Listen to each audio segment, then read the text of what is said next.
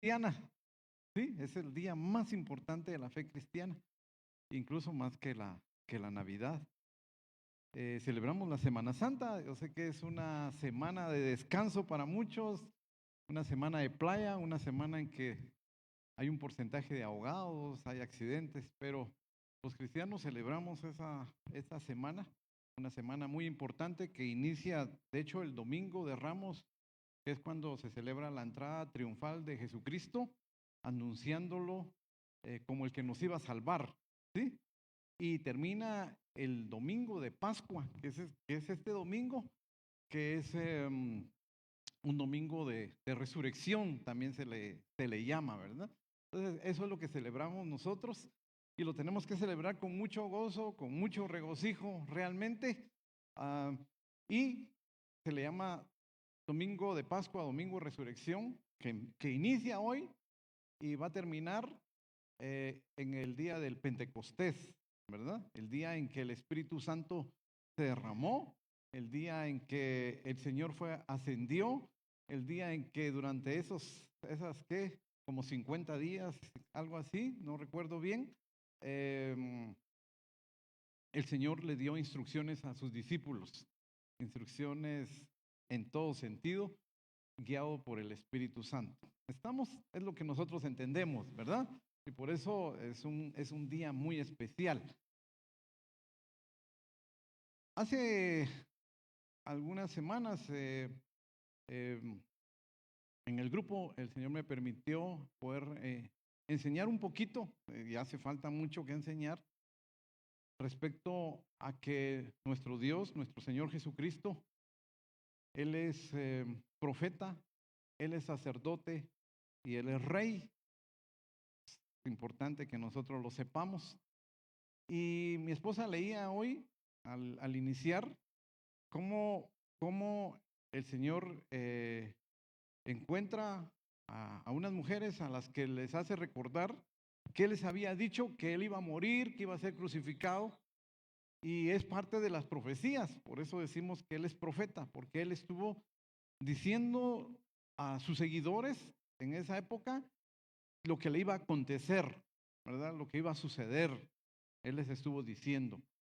Y dentro de los profetas de hecho, en el Antiguo Testamento los profetas eran personas a las que Dios les expresaba su voluntad para que ellos a la vez lo expresaran al pueblo, a los reyes, y ellos lo expresaran, pero era la palabra de Dios la que los profetas transmitían, no era lo que ellos pensaban, ¿verdad?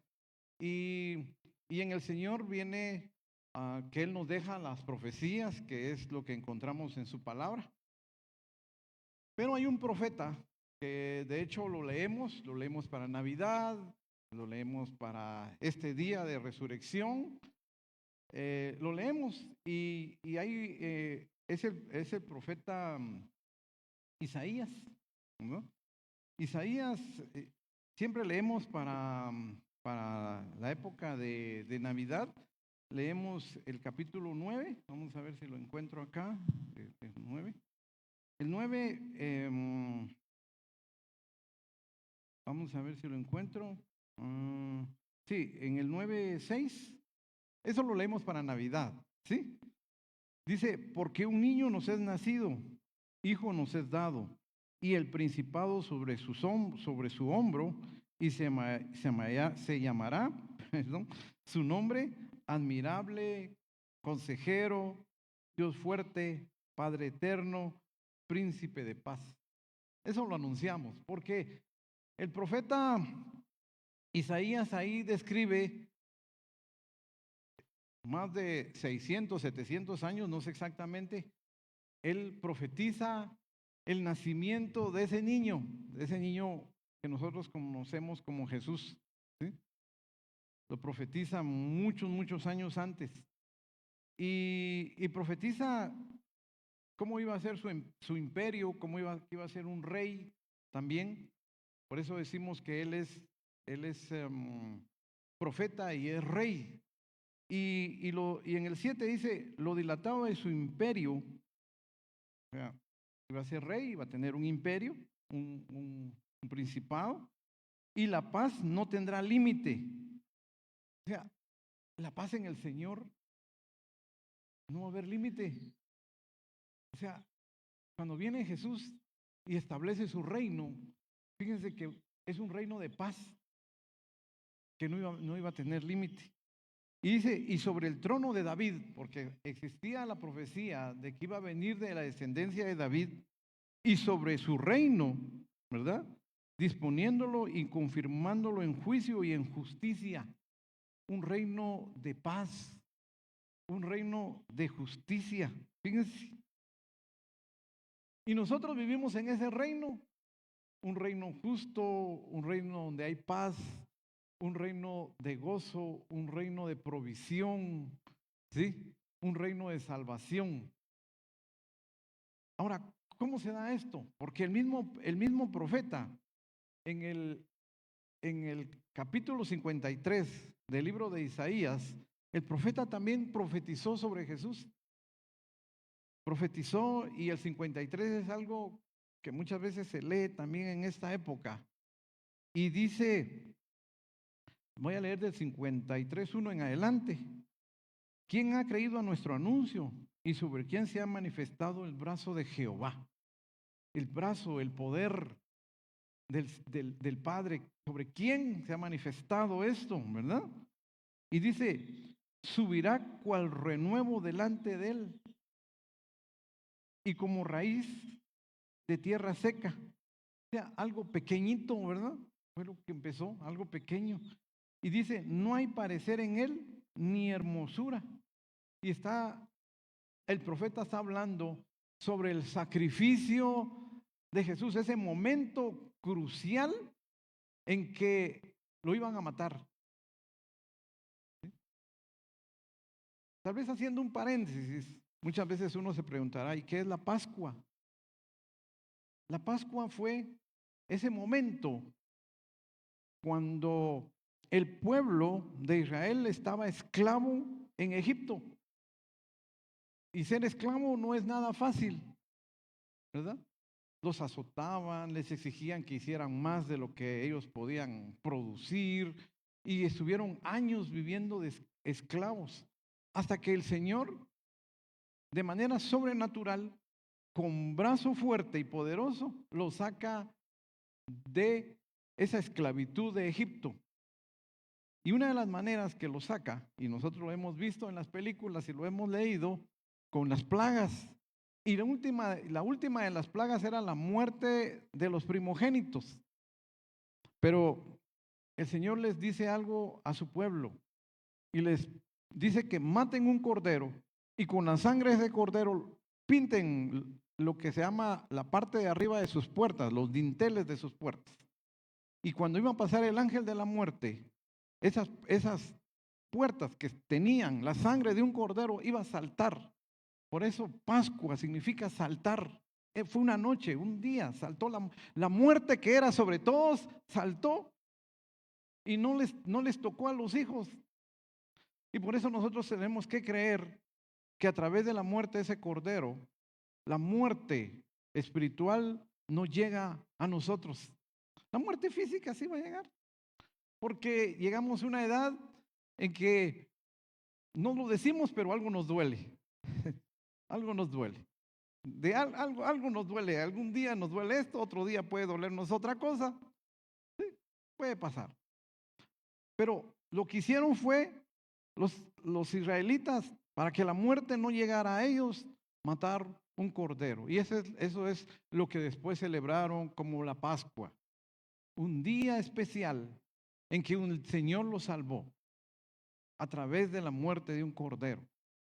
Y aquí vamos a seguir leyendo donde dice, ¿cómo es ese cordero que Dios había propuesto, que Dios había predestinado para salvarnos? ¿Sí? Y dice, subirá cual renuevo delante de él y como raíz de tierra seca. No hay parecer en él ni hermosura. Le veremos más sin atractivo para que le deseemos, despreciado y desechado entre los hombres. Realmente, si vemos en la época del día de Ramos, la gente decía Hosana. ¿sí? Como sálvanos, sí, porque la gente también estaba bajo el dominio de los romanos, entonces estaban pidiendo un salvador, pero ellos esperaban que ese salvador llegara ¿con qué? Con drones, con misiles, con armas, y cuando nosotros vemos cómo triunfan, lo hacen a través de la fuerza, ¿sí? Pero pasó que no vieron nada en esa semana. Y nosotros cuando admiramos a un héroe, ¿cómo vemos a nuestros héroes? Pues los héroes de mi época tenían capa, volaban, hacían algo sobrenatural, maravilloso, ¿verdad? Tenían mucha fuerza. ¿Cuántos no admiramos las películas de Hulk? ¿Cuántos actualmente no vemos a esos héroes buenos con la pistola, que hacen de todo, ¿verdad? Esos son los héroes que nosotros nos esperamos que nos salven. Eso es lo que muchas veces las personas admiran a ese tipo de héroes. Pero dice que en el caso de Jesús fue todo lo contrario, todo lo contrario. Por eso es que a veces me parece como que todo lo que nos pide el Señor es todo lo contrario a como la humanidad piensa. Todo lo contrario. El Señor dice que demos para recibir, el Señor dice que perdonemos para perdonar. Y entonces dice acá, despreciado y desechado entre los hombres, varón de dolores y experimentado en quebranto. Alguien que conoció el sufrimiento. Es que cuando dice experimentado, ¿qué está diciendo? Alguien que tiene experiencia, que los vivió. Y el Señor lo vivió y dice experimentado en quebranto. Por eso el Señor dice que Él conoce nuestra condición, ¿sí? Él sabe de lo que es el sufrimiento humano y Él conoce de la tentación porque Él fue, dice, tentado en todo, mas sin pecado. Y entonces dice, varón de dolores, experimentado en quebranto, y como que escondimos de Él el rostro, fue menospreciado y no lo estimamos. Y entonces viene esa profecía, viene lo que declara, lo que sucedió en la cruz. Y dice, ciertamente llevó Él nuestras enfermedades y sufrió nuestros dolores. Y nosotros le tuvimos por azotado, por herido de Dios y abatido. Quizá pensamos que Él había hecho algo y por eso pensaban que Él iba a sufrir. Pero Él estaba llevando en la cruz del Calvario nuestra condición de pecado. Él estaba llevando en la cruz nuestras enfermedades, nuestros sufrimientos. Él lo estaba llevando en la cruz. Y por eso dice que sufrió nuestros dolores. Y luego dice, mas el herido fue por nuestras rebeliones, molido por nuestros pecados. El castigo de nuestra paz fue sobre él y por sus llagas fuimos nosotros curados. Todos nosotros nos descarriamos como ovejas, cada cual se apartó por su camino, mas Jehová cargó en él el pecado de todos nosotros.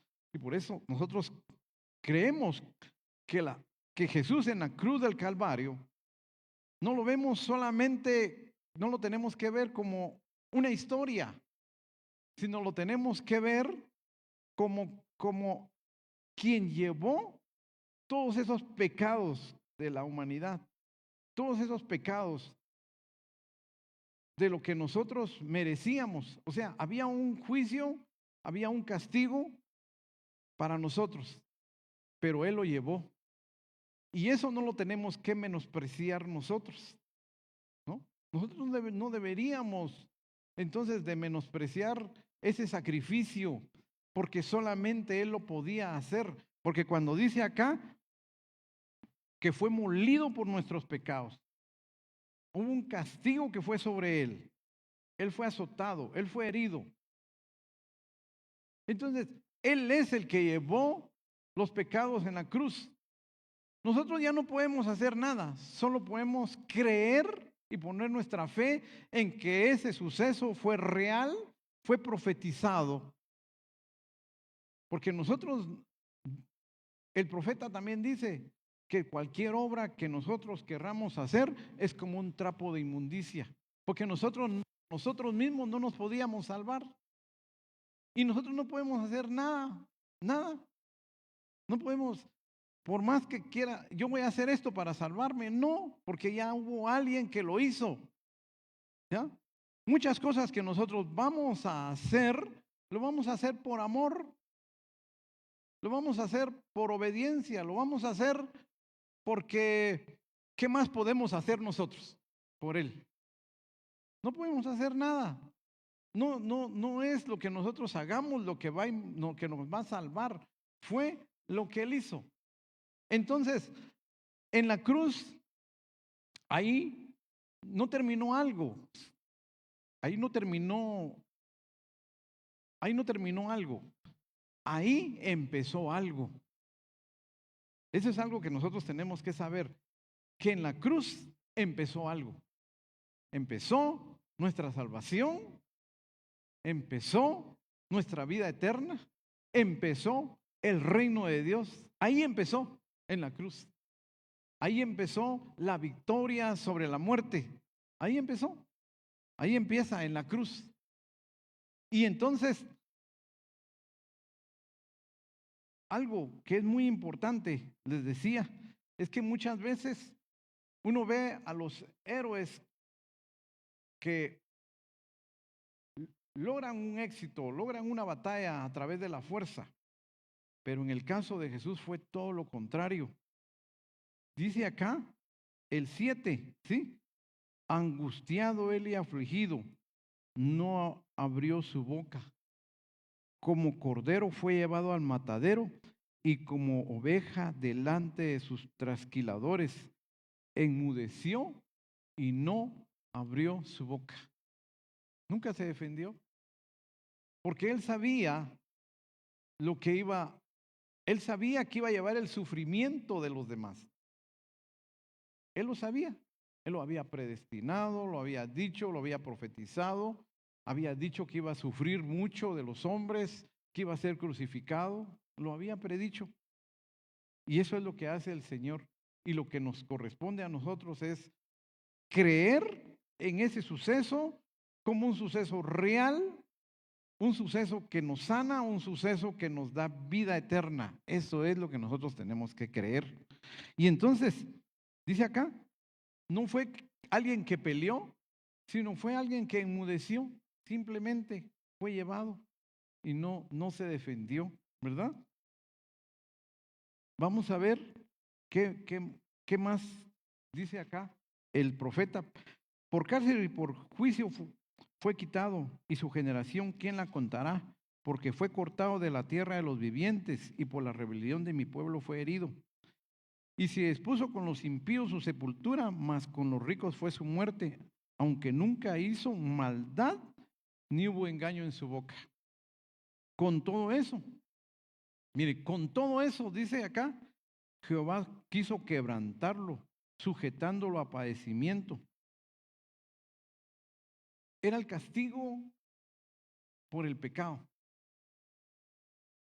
Dice, y luego dice, cuando haya puesto su vida en expiación por el pecado, porque Él puso su vida para que ese pecado de los que creemos en su muerte y en su resurrección sea libre. O sea, nosotros tenemos entonces que creer que no hay pecado, que si confesamos, por eso dice Juan ahí, Pedro, perdón, dice que si confesamos nuestros pecados, Él es fiel y justo para perdonarnos. No tenemos que hacer nada para el perdón de pecados. Lo que tenemos que hacer es confesarlo y creer que Él es fiel y justo para perdonarnos. Así, y que Él, el día que nosotros creímos en Él, pusimos nuestra fe en Jesucristo, ese día nuestros pecados fueron borrados. Eso es lo que tenemos que creer, ¿sí? Y entonces dice que el Padre ya tenía predestinado ese tipo de castigo y lo sujetó a padecimientos. Y luego dice, cuando haya puesto su vida en expiación por los pecados, verá linaje y vivirá por largos días, y la voluntad de Jehová será en su mano prosperada. Y luego tiene algo, y dice el 8, verá el fruto de la aflicción de su alma y quedará satisfecho. y queda satisfecho. ¿Cómo podemos poner un ejemplo con esto? Podemos poner que quizá alguien, no sé, se me ocurre ahorita varias cosas, ¿verdad? Quizá el sacrificio de unos padres por llevar a los hijos a una carrera. Hay un sacrificio, ¿no? Quizá trabajaron, quizás se esforzaron en el negocio para que el hijo fuera a una universidad y una vez que se gradúa, quizá todos esos sacrificios desaparecieron y, qué rico, se graduó, qué satisfacción, ¿sí? Esos sacrificios que hizo de ir a vender al mercado, esos sacrificios, qué sé yo, de levantarse de madrugada, de viajar, qué sé yo, después quedó, qué satisfacción. Se me ocurre pues algo así. Y entonces es por eso que dice acá, verá el fruto de la aflicción de su alma, porque en el trabajo hay aflicción. Y dice, y quedará satisfecho por su conocimiento, justificará mi siervo justo a muchos y llevará las iniquidades de ellos. Por tanto, yo le daré parte con los grandes y con los fuertes repartirá despojos, por cuanto derramó su vida hasta la muerte y fue contado con los pecadores, habiendo él llevado el pecado de muchos y orado por los transgresores. O sea, eso celebramos nosotros, ¿sí? Eso es precisamente lo que nosotros estamos celebrando en esta época. Y algo,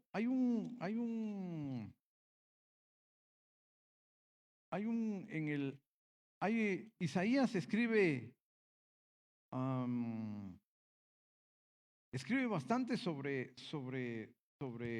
esto, él prácticamente, mucho del libro de Isaías, como vemos, él empieza hablando desde el nacimiento hasta su muerte.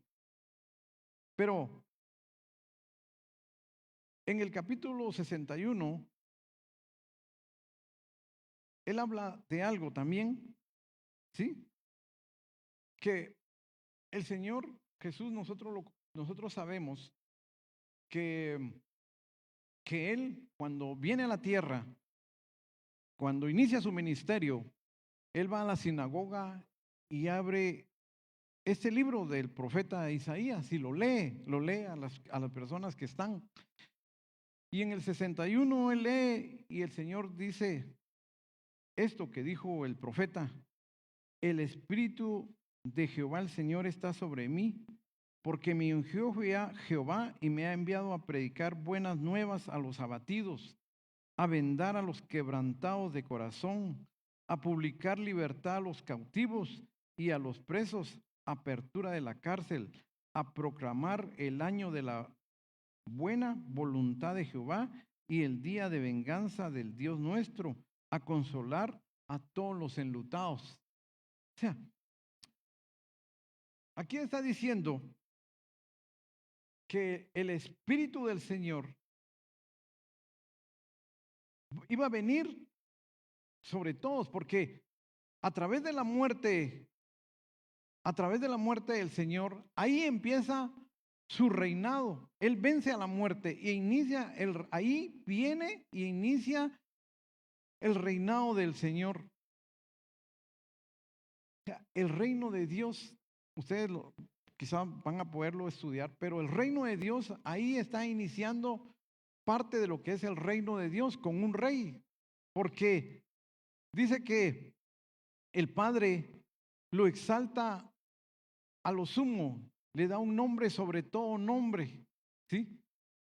El Señor, nuestro Señor Jesucristo, Él reina sobre nosotros. Y una de las cosas que Él nos enseña a través de su sacrificio fue la obediencia, porque dice que Él fue obediente hasta la muerte y muerte de cruz. Y una de las cosas que nos enseña y nosotros tenemos que aprender como hijos de Él es la obediencia a Él. Porque a través de la obediencia, ahí está la bendición. Quizá usted pueda escuchar, mire, para ser bendecido de esta manera, usted haga esto, haga lo otro, pero no necesitamos algo específico. como decía mi esposa al inicio, lo que estaba diciendo de último,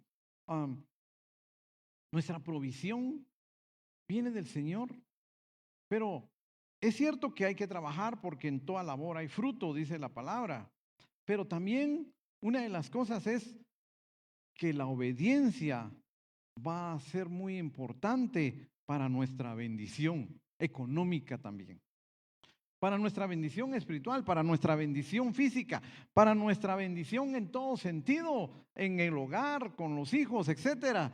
Una de las cosas importantes es que la obediencia. Por eso el Señor, cuando llama a sus discípulos, les dice y les deja la comisión y les dice: por tanto, vayan y hagan discípulos, enseñándoles a que obedezcan lo que yo les he enseñado. Porque miren, a través de la obediencia es que vienen las bendiciones a nuestra vida, pero no obedecemos por las bendiciones, sino obedecemos por amor a Dios. Eso también es muy importante. Un hijo va a amar a sus padres, pero sus padres, no importa, el deseo de los padres es bendecirlos. Ese es un deseo de todos los padres, poder bendecir a sus hijos. Ese es el deseo normal, natural, bendecirlos. Y ese es el deseo de Dios en nosotros. Paga un precio con su muerte, nos adopta como hijos y luego nos mete a su reino a través de su Espíritu Santo. Y una de las cosas que desea es obediencia. Ponemos nuestra fe en Jesús, sí, ponemos nuestra fe. Viene nuestra salvación, pero ¿qué más viene? ¿Qué más? Muchas veces las personas piensan: sí, creo en Jesús y ahí el día que muera, ese día voy a ir al cielo y ahí se acabó. Y esa es toda la vida cristiana. No. La vida cristiana no es esa. La vida cristiana empezó cuando Jesús resucitó, porque ahí empezó, ahí fue nuestra salvación. Y a partir de ahí viene nuestra bendición, porque hemos sido metidos a un reino de bendición, en un reino donde se nos está pidiendo, como le dice a sus discípulos: id, enséñenle a que obedezcan. Porque el Señor sabe que a través de la obediencia van a venir las bendiciones a nuestra vida. Usted pertenece a un reino donde hay sanidad. Usted pertenece a un reino donde hay un rey. Usted pertenece a un reino donde hay reglas y leyes. Usted pertenece a un reino de amor. Usted pertenece a un reino donde el Señor espera que como hijo de Él usted obedezca, imite al Padre y también pueda dar su vida por otras personas. No necesariamente la vida física, pero ¿qué de un tiempo, de un trabajo, de un recurso, qué de algo que el Señor le ha bendecido para poder dar a otras personas? ¿No? Esa es parte de lo que es ser del reino, ¿no? Y la obediencia. Cuando no hay obediencia, entonces en el reino es cuando vienen no cosas agradables. Isaías, a mí una de las cosas que me gustan, yo creo que es en el 35. Voy a buscar el 35. Isaías 35. Realmente Isaías es un libro muy profético. Pero una de las cosas es que cuando usted sabe y celebra este día en que Jesús resucitó, en que la tumba está vacía, usted va a escuchar mucho eso: la tumba está vacía. ¿Por qué? Porque Él venció a la muerte. ¿Por qué? Porque en la cruz sus pecados fueron perdonados. ¿Por qué? Porque en la cruz usted entra al reino. ¿Por qué? Porque Dios es su rey, porque Él lo va a guiar. Cuando empieza a pensar todo eso en este día, que es el día de resurrección, podemos leer lo que dice Isaías 35. Y dice que se espera de la iglesia, se espera de nosotros un futuro glorioso. Usted tiene que pensar que usted tiene un futuro glorioso en el Señor. Eso es importante. Entonces el 35 dice: se alegrará el desierto y la soledad, el yermo se gozará y florecerá como la rosa, florecerá profusamente y también se alegrará y cantará con júbilo. La gloria del Líbano le será dada, la hermosura del Carmelo y de Sarón. Ellos verán la gloria de Jehová, la hermosura del Dios nuestro. Fortalecer las manos cansadas, afirmar las rodillas endebles. Decid a los de corazón apocado, esforzaos, no temáis. He aquí que vuestro Dios viene con retribución, con pago. Dios mismo vendrá y os salvará. Entonces los ojos de los ciegos serán abiertos y los oídos de los sordos se abrirán. Entonces el cojo saltará como un ciervo y cantará la lengua del mudo, porque aguas serán cavadas en el desierto y torrentes en la soledad. Si uno lo continúa leyendo, miren, ¿qué sucede acá? ¿Qué es lo que nos corresponde? Muchas veces, cuando no conocemos del Señor, vivimos esclavos del pecado, cometiendo un pecado como un estilo de vida. Vivimos con temor, vivimos con avaricia, vivimos viviendo la carne, los deseos de la carne, dice que se vive, ¿verdad? Y los deseos de la carne en Gálatas 5 dice que son, pues, pueden ser áreas espirituales, sexuales, puede ser avaricia, puede ser robo, idolatría, hechicería, pleitos, enemistades, celos, y menciona un montón de cosas en que se vive. Pero eso le da gozo a alguien, no le va a dar gozo, no le va a dar bendición. Cuando nosotros ya conocemos del Señor y podemos ver lo que Él ha hecho con nosotros y saber que es un Dios vivo porque no está muerto, porque como se dice, la tumba de muchos grandes personajes se sabe dónde está, pero la tumba del Señor está vacía porque Él resucitó y Él es la primicia de los que hemos de resucitar en Él. O sea, usted tiene que creer en eso. Usted tiene que creer todo lo que las profecías que hemos leído, porque es una realidad en su vida, ¿sí? Mire, usted está quebrantado de corazón, el Señor le va a vendar eso. Usted está en una situación de ansiedad, el Señor se la va a quitar. Busque primeramente el reino de Dios y todo va a ser añadido. Ese versículo es clave. Busque a Dios, sírvale con gozo y con alegría, alábelo, haga como cuando regresa cuando digamos los que fueron llevados en cautiverio, después regresaron a su ciudad donde vivían, regresaron con gozo, con alegría. Eso es lo que nos corresponde, ¿no? Entonces, es algo que nosotros también tenemos que hacer. Es cierto que hay una comisión de poder compartir de Dios a otras personas, pero el Espíritu Santo que ha sido derramado en nuestros corazones, el Espíritu Santo que viene a ser el sello para todos los que hemos creído, también podemos hacer esto que el Señor proclama cuando lee a Isaías en la sinagoga y donde dice que el Espíritu de Dios nos ha puesto a nosotros para predicar las buenas nuevas, para vendar a los quebrantados de corazón, para publicar y decirle a las personas, ya no más cautivo del pecado. Podemos pecar, sí. Como cristianos podemos pecar. El cristiano puede pecar. Como ser humano, como viviendo en la carne, podemos pecar. ¿O no? Sí, lo podemos hacer, pero el cristiano no practica el pecado. Y el cristiano conoce que el Espíritu Santo le redarguye, le dice, no, detente. Pero es que no, el Espíritu Santo nos enseña, el Espíritu Santo nos advierte. Y entonces el Espíritu Santo también nos actúa para que nosotros podamos decirle a las personas lo importante que es creer en el Señor, lo importante es saber que cuán importante es ser libre de esa esclavitud de pecado. Porque hay quienes sí son esclavos de un pecado.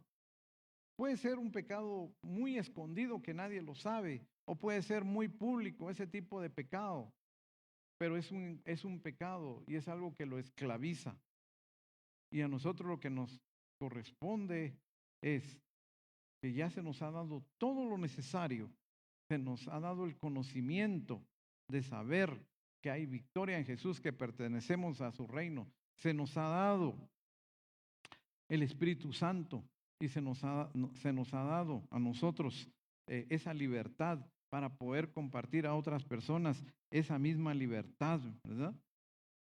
a los que están presos, a los que están esclavos, a proclamar el año agradable del Señor. ¿Cuándo es el año agradable del Señor? Yo podría decir, no sé cómo se toma acá, cómo lo toman los teólogos, pero yo podría decirle a alguien que está en pecado, mire, este es el año para que usted empiece a recordar que el Señor lo salvó de la esclavitud del pecado, para que usted sea libre y para que usted pueda gozar de las bendiciones de Dios en su vida.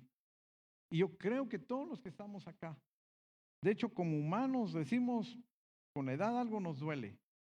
Hay situaciones que no esperamos, que nos causa conflicto. Hay situaciones de trabajo, hay situaciones económicas, pueden haber muchas cosas, pero nosotros pertenecemos a un reino en donde hay un rey y hay un padre que tiene cuidado de nosotros.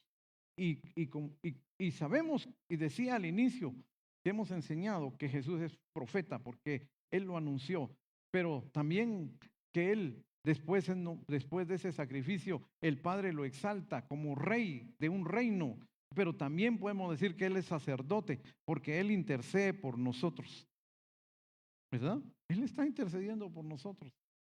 Miren, entonces para nosotros, los cristianos, celebramos entonces el día de la resurrección de Jesucristo como un día en que empezó una nueva vida y un nuevo reino en el cual somos nosotros bendecidos, pero somos bendecidos para bendecir a otras personas. ¿Sí? Usted, el Señor lo bendice para que bendiga, no sé cómo, pero el Señor algo le ha dado a usted, dones, talentos, recursos, habilidades, tiene la edad, puede caminar, tiene para poder bendecir a otros, para ser usado por el Espíritu. Entonces, por eso el día de hoy es un día de gozo para el cristiano. Por eso es un día importante para nosotros, porque ese día de la resurrección es el día en que empezó el reino de Dios, una parte del reino de Dios en donde nosotros estamos, y es un reino de mucha bendición. Y usted pertenece a ese reino.